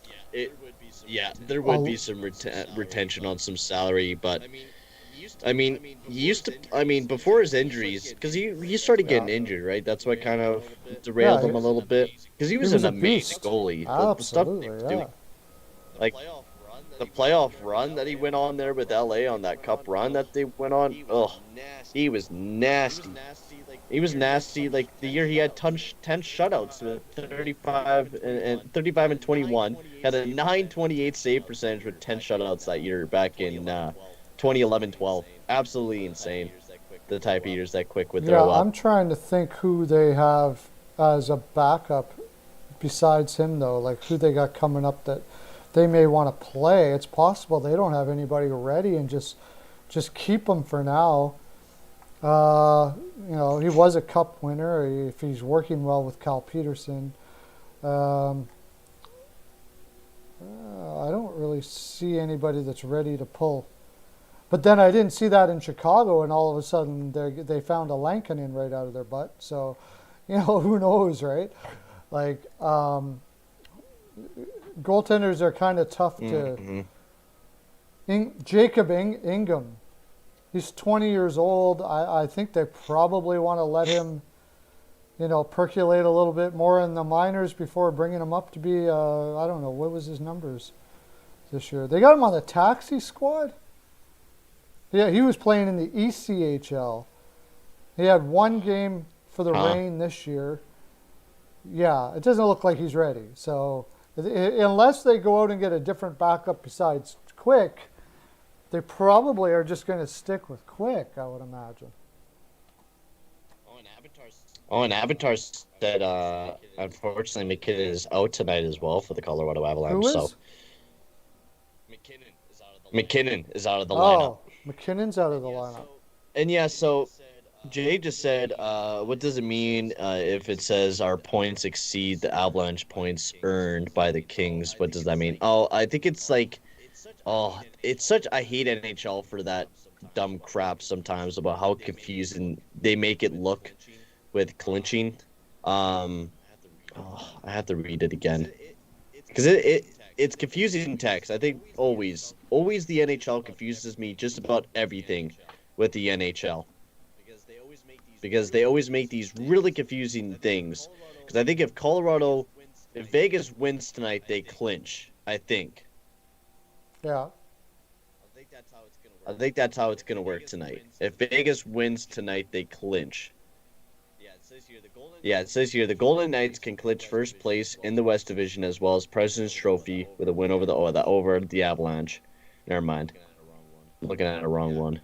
Yeah, I'm not too sure, but I know if Vegas wins tonight, they clinch that spot. I think it's if they have more points than what Colorado has, then they clinch, I think. But I'm not too sure. I guess we'll see tonight then. Okay, we got one more game, and then we'll just talk hockey about everything there is to talk about. Well, I'm sure we'll find lots to talk about. What's the last game? Mini and Minnesota and St. Louis. The starting goalies for that one is Cam Talbot going up against Ville Husso. Both of them are confirmed right off the get-go with Husso starting in the net for St. Louis. I'm picking the Wild. Now, here's one where Minnesota doesn't really matter to them if they win this game or not, right? No, this one does not matter to them because they can't move up. But here they are throwing the best goaltender out. I love it. Love it, love it, love it. Right here. Well, they got Cam Talbot or Cable Cochran. Cochrana's good, but Talbot has been their best goaltender for sure. Oh, Talbot's been their best goalie without a doubt. I mean, especially going for that playoff run, Talbot will be lethal for that Minnesota Wild team. But yeah, St. Louis has had most of the number of Minnesota throughout this series. The last game was 4-3 Wild May 1st, 5-4 St. Louis, the game before that one. So St. Louis has been doing pretty good against the Wild, but with Billy Husso in the back of the net, I don't have the confidence in No. the Blues. So I'm going to go with a short score of 2-1 Wild. I feel like this is going to Really? be a close game between the two teams. Yeah. I wonder excuse if me. now you wouldn't think that Minnesota would be resting their guys if they're not resting Talbot, but then you're finding that they're doing that Colorado's playing Grubauer but resting McKinnon. Well, it just depends on how a player feels. Maybe the player Yeah, asks for that's- some that's time off, possible. right? Yeah, he was Right, injured a sometimes- bit there for a little bit, so maybe it's still there. Yeah, so go to the public relations. Oh, thank you, Jay. I'll go take a look at it quickly, and we'll talk about it after this game. But yeah,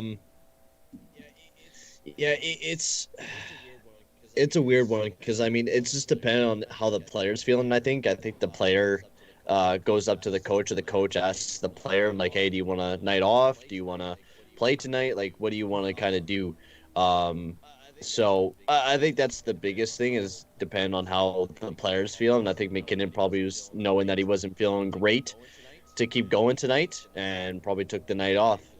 Get ready for the playoffs. Might as well. Parise is a healthy scratch for the third game in a row. Yeah.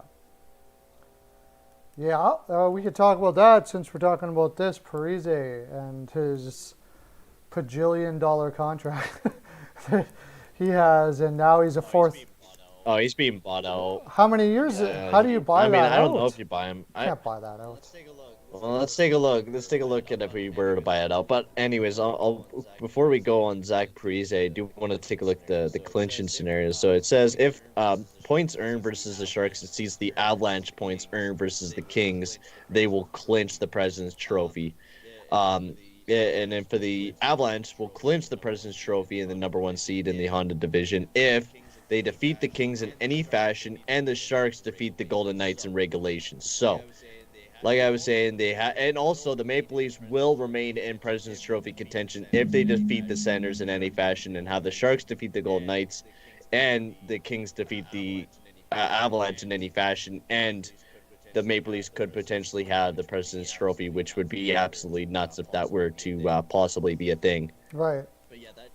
But yeah, that Zach Parise contract, if you were to buy him out, he would be 8 years, I think it would be. Yeah, 8 years of buyout. And over that time, you'd be paying him $26 million. This year would be 2.3, or coming up in 2022. The next year after that would be 6.3. And then after that would go up to 7.3 for the next 2 years, and then right down to $800,000 for the next 4 years. So, but because you're paying him, I think it's his. What is it? I think it's his. I think it's his bonuses. No, doesn't get paid much base salary. I mean, might as well keep him. Like his base salary near the end of his contract will only be $2 million. You're not paying him much as an organization because you paid him a lot top hand. Like they paid him $20 million in the first 2 year in bonuses. Yeah. Which was just nuts. But now they're only paying him $8 million this year, and it's going to go right down to $2 million, $1 million a year near the end. I think and he also has a no movement clause, so it's going to be very, very hard to kind of get rid of Zach Parise. Yeah. I know New York was kind of looking into Parise. He agreed to it too, and then something fell out with Ladd. Something fell out, but he agreed to the trade. Yeah, because Ladd was going to go the other way, right? Ladd was going to go the other way, and then he was going to be on the LTIR, so it wouldn't be on the cap during the year, and that would have been terrible for the Islanders because he really has been bad this year. He's not been good this year at all, and he's still got a lot of years left and not very good already. So too bad. I mean, and it's nothing against Zach Parise. Zach Parise has been a warrior his whole career. It's not his fault. Just a lot of injuries. Yeah, well, that's Just why he's been and getting a lot of injuries, because he's a small guy that plays. that's why it was a dumb kamikaze. contract to hand him out. It was terrible. I mean, it is almost done. I mean, it's still pretty far away, 2025. So after this year, you still got 4 years left on that Zach Parise contract. It's a rough one, to say the least. It's definitely not a pretty-looking contract there on Zach Parise. And same with Ryan Suter, but at least Ryan Suter is still playing fairly well. But this contract will push Zach Parise until he's 40. He's already 36 years old. He's aging. I think he might even retire here in the next little bit. And they'll have to do what they did with Roberto Luongo, where they had to pay that cap recapture fee that the Vancouver and Florida had to pay on the Roberto Luongo. I think that's what they're going to have to do with Parise. Because it's too long of a contract. These contracts are not allowed anymore, because this was a 13-year contract. And same with Roberto Luongo's contract, and they had to pay a recapture fee when he retired. Somebody was asking, do you think that I don't know if Rask will retire after? Possibly. I mean, you never know with Rask. I don't think he will. I think it's been hard on him because of COVID and his family. I think that's probably been the biggest reason why Tuukka's probably thinking about retiring. But honestly, I don't see him retiring because he's still a great goalie. Now, there's a possibility that maybe he will retire without a doubt.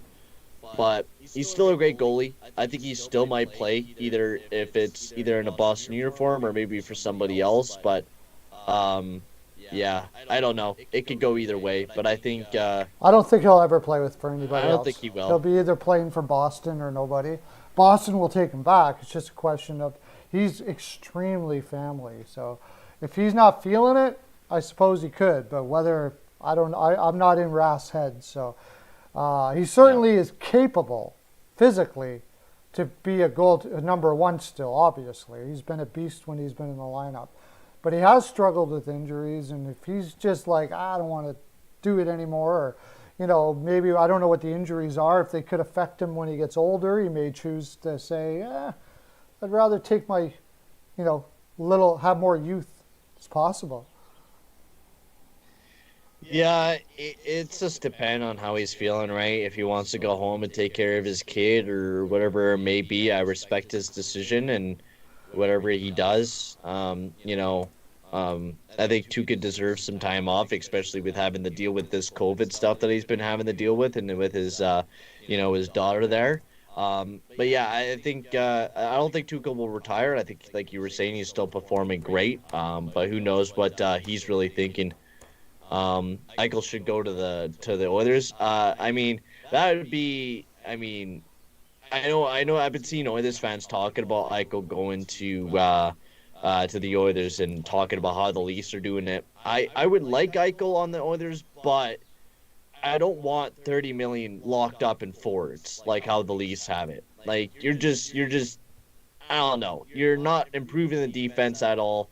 And you're picking up another lethal offensive guy, without a doubt. I would love to have Eichel on the Edmonton Oilers, but with Holland, I don't think he would do a type of deal like that to go after Jack Eichel. And from what I heard from Kevin Adams, he talked a lot about saying that Eichel will not be leaving the Buffalo Sabres. From what I was hearing from Kevin Adams came on air with Sportsnet there and a couple other people. He was doing a lot of press today talking about the Buffalo Sabres and saying that Eichel has been part of their plan and that he was checking up on the doctors and that there was communication there. Just probably Eichel wasn't feeling that same way. So I think it should be good, but I think Eichel's just rightfully frustrated and was speaking, openly with the media, maybe more than he should. But when you're feeling that frustrated, sometimes things pop out, and I can't see them trading him at all. Like, that would be just a stupid move. You lose the trade no matter what, so why would you want to do something like that when you make a deal like that? Unless somebody was going to trade Bedard or something like that, like there's no way I'm letting a franchise center go for, I don't know. Because most of, what you're going to get, most people won't give you what, it would be too tough of a trade. I don't think it's he's almost not tradable. Bill, I wouldn't blame Kevin Adams on ruining the Sabres. I would blame the Pagulas for ruining the Sabres. It's not even Kevin Adams. Kevin Adams is just the puppet doll there, The and Pagulas he's are the being worst played around. owners by far in the NHL for sure. Pagula is the reason why Skinner was signed to the contract, and Pagula was the reason why Taylor Hall was brought into to the team, because Pagula thought that bringing in Hall would make him a playoff contender, and it didn't. So I wouldn't really blame Kevin Adams. It was just dumb hiring him because he was very inexperienced GM, and I don't think it was the right guy to hire for a team like like the Sabres, who need a rebuild massively.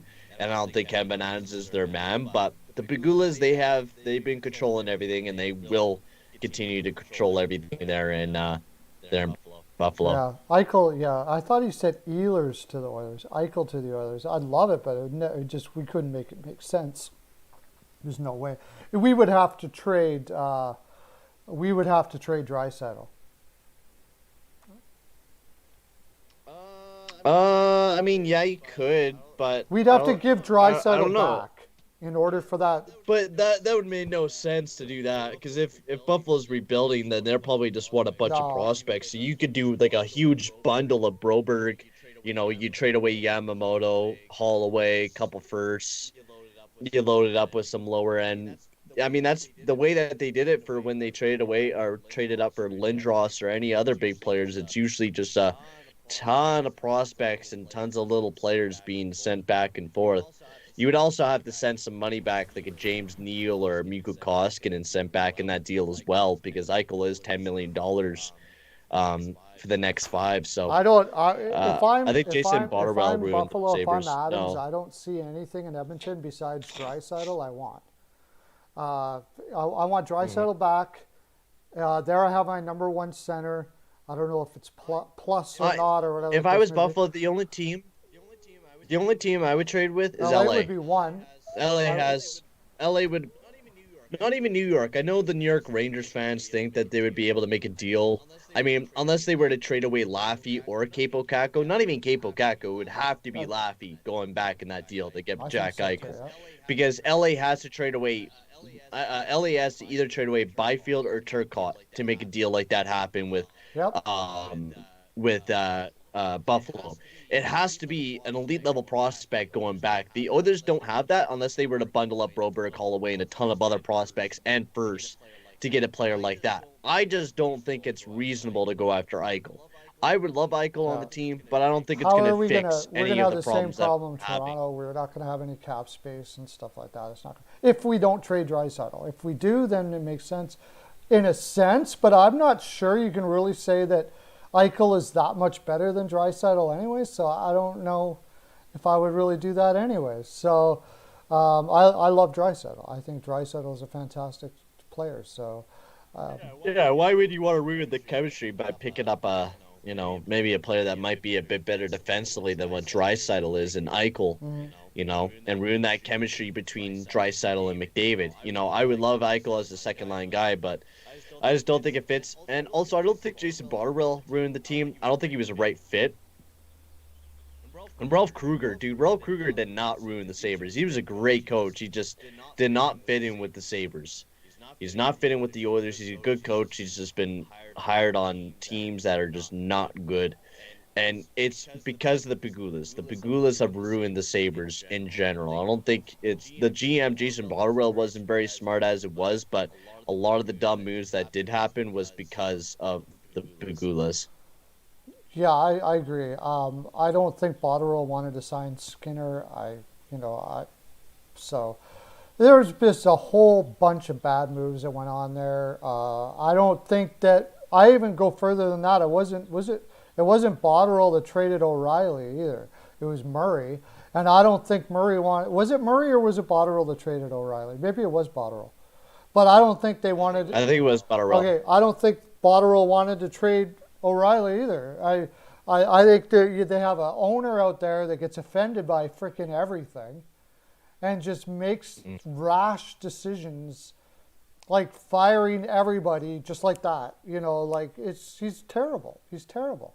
I don't think, because O'Reilly said that through the year that he felt like they got used to losing or something like that, or whatever the case may be.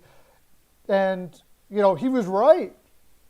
So they trade. O'Reilly lost his passion playing with the Buffalo Sabres. A lot of players have. We've seen a lot over the past couple of years. The players just losing the passion to play hockey with this team. Look at the guy. Look at who they picked up in that St. Louis deal. He ended up going to Sweden because he didn't want to play hockey anymore. Yeah. I think Berglund actually came out. I think he had some charges against him there in Sweden, actually. Oh, did he? Oh. Yeah. I can't remember what it was. Do I think Ralph Kruger will get a... Probably not. That's two organizations where he barely lasted over a year, Edmonton and Buffalo. Rightfully or wrongfully, I don't know. I know that I was really surprised when he got fired in Edmonton, and not so surprised when he got fired in Buffalo. But I don't know. It's hard for me to read if he's a good coach or not, except for the fact that Granato came in and changed things around pretty quick.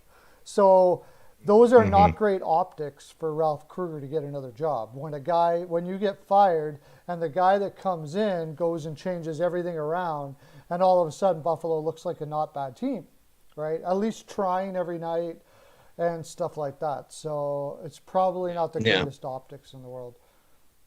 No. It really isn't. It's not the greatest looking thing there for Kruger. I think there's a potential that he could be hired, but with the way that his history has gone, I don't think a lot of teams are going to go after Ralph Kruger unless they feel like he's going to be the fix for their team moving forward. I don't think it's Ralph Kruger's fault for what happened. I just think, he's just been with a lot of teams that have a lot of bad management or just not looking that great right now. Yeah, I think it'll be a while before he gets another chance. Not to mention he's also he's a soccer guru too in Europe. Like he coaches there. It's not like he's not going to land on his feet somewhere. So he's not a guy that's going to go take an assistant job somewhere and build himself back up again. So he'll probably end up going to Europe and staying there. I don't think he'll get another chance. You think Mike Babcock will go to the Calgary Flames? That would be something that the Calgary Flames would do. But they would probably do that. They're probably going to stick with Sutter, yeah. I really don't want to see Babcock back in the NHL, honestly. The things that he's kind of did for the Leafs and, I think putting everyone on a list and then, I don't know. That was kind of. I'm not a big fan of that type of coaching. But, when you have, I know Keenan did this as well, where he practically put everyone up on a list. And, if you were the best player on the team, he would put you number one. But if you're the worst, he would put you at the worst. And I don't think that's the way you need to coach a team. In the way that Babcock practically demands Mitch Marner, and I didn't think it was the greatest thing for Mike Babcock to do, because look at the way that the Leafs are playing now without Babcock. They have played 100% better, and they look like they actually enjoy that game without Babcock being behind that bench. And it's no offense to Babcock. I think he's been a great coach. He's done some great stuff. He's won some great cups there with Detroit, but I just think his time's over. It's a new age of coaching, and Babcock hasn't changed too much as a guy, as a coach. I just don't think he really belongs in the NHL at all. I think anymore. That was blown out of proportion a little bit. Actually, I heard a little more about it afterwards. Because he's on TV now, right? In the United States, and he talked about it a little bit. It was kind of blown out of proportion, but it was at a time when things were, it was a very sensitive time. Yeah, with Bill Peters and all that kind of stuff like that. So he kind of got blacklisted a little bit. However, I want to forget about all that. I don't think he did a great job in Toronto. No, he did not. And I think that's why, the way that he had a team in Detroit was a lot of veteran players. Datsuk was in his prime, Zetterberg was in his prime. A lot of the players that they did have on that team was older. Leafs were young, and Babcock did not fit that young team. And that's, in my opinion, he would not work in Calgary. I think he just didn't fit the style either. This was a possession Yeah. team and all of those sort of things like that. Yeah, in that way, I agree, sort of in an old school, if you're not grinding it out, hitting every time you can hit and stuff like that, which is weird because the Detroit Red Wing days, he had a lot of great possession players on that team, right? Some of the best, Datsuk and guys like, and Fedorov and, guys like that. But it just didn't click there. I don't think Dumba or Dubas and him really ever were on the same page. I think the biggest thing was that what was I gonna say? I lost my train of thought, but I was thinking Babcock there, and I just don't think, like what you were saying, I just don't think he fit the squad there in Toronto. And I think the reason why it did get blown over proportion with what he did with the team was because he was getting paid so much money for being a coach that should be that should be respectful. And it was in Toronto too. It probably did get. Toronto. And it was in Toronto. And of course, that's always going to get blown out of proportion when something like that does happen. And you get paid the amount of money you were getting paid to be the head coach of the most historic team in the NHL, the most popular one. Yeah, you're definitely going to be put on a pitchfork and be blacklisted from the NHL, especially in Toronto, with the way that a lot of people just really dislike him there. I think Devil made a bad choice trading Palmieri. I wouldn't. Well, I don't think. I think the Islanders right now think they made a bad choice because they're only playing him 10 minutes a night, and he's not. What is it? You said he got like a couple assists and that's it so far for the Islanders. 4 points. 4 points in like 17 games or something like that for Palmieri. Yeah, I think the Islanders kind of have buyer's remorse. And not only that, if New Jersey wants, they could probably sign him back up again. But although I don't think that they're going to do that. But no. And Zajac too has not been really all that much for the Islanders as well. Maybe things change in the playoffs. Maybe they start playing a lot better. But I don't know. I think the Islanders are definitely feeling that buyer's remorse compared to a lot of people. They could have had Taylor Hall. They missed out on him, and they got Palmieri and Zajac, and they just have not been their guys in the past little bit. And hopefully they could turn it around going up against Pittsburgh in the first round there. Hopefully they could change it around. Apparently Hall said he blocked everything to go to Boston pretty much. And then it was basically about Buffalo just said, you know what, we won't trade him unless you give us at least a second in Bjork. Otherwise, we just won't trade him at all. That was the only leverage they had because Hall could block all the moves that they were going to make. And he basically came out and said he pretty much blocked everything to go to Boston. So that's why they got so little. It's actually not bad return considering he wasn't going anywhere else. Well, it's kind of screwed over Buffalo because if they just, told him not to sign a no movement clause, I mean, that was probably the only way he was going to sign to Buffalo. I mean, it was very smart on Taylor Hall's part, but very dumb on Buffalo Sabres' part on getting themselves stuck in a no movement clause and making him decide where he wants to go. You can't let that happen. I kind of get it for Kevin Adams where he's kind of thinking, you know what, if it does click with Eichel, then great. But if not, we just bought ourselves a prospect and a pick. So... and that's really what happened anyways. So I don't think it was a horrible idea. I mean, Eichel getting injured, there's the whole thing with Eichel now with the neck surgery and what they need to do, and they're having problems there. I think Kevin Adams will figure it out. I don't know. We'll see what happens. But Penguins play three backup goalies in the playoffs. Series odds? I don't know what the series odds for Caps in Boston is. I do think Boston's going to win that series, though. But we'll get into that when we do our series picks, which we're going to be doing tomorrow or Friday, whatever. And I'm going to have on... Are you coming on tomorrow, Peyton?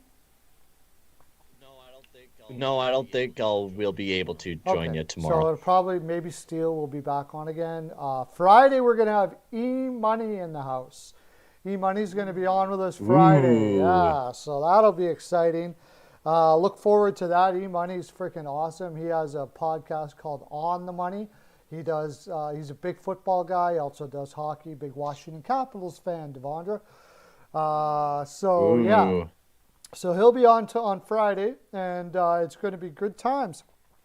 We'll look at our picks from tonight. We'll do whatever. I think it's 2 games for the next day, and of course we'll talk a whole lot of playoffs and news that's going on in the league tomorrow, 3 to 5 Eastern. Check out Peyton's channel, by the way. Peyton on the radio. It's awesome stuff. He does streams. You also do, he does video game. He does NHL 21. Are you still doing that? Not now. Yeah, I still got got my. Are you able my. to download it? I still got my Columbus. Oh yeah. I'm still able to do my Columbus Blue Jackets series and my Nation United there with the Moscow Superstars. So that's been going good, and I've got a couple more OGRs left of the regular season, and then it's playoff time. So it's exciting time as a hockey fan, and especially as an Oilers fan, I get to watch some playoff hockey finally. So it's gonna be pretty exciting. Okay, guys, we are off now. Talk to you tomorrow. Have a great day, everybody. Okay, bye.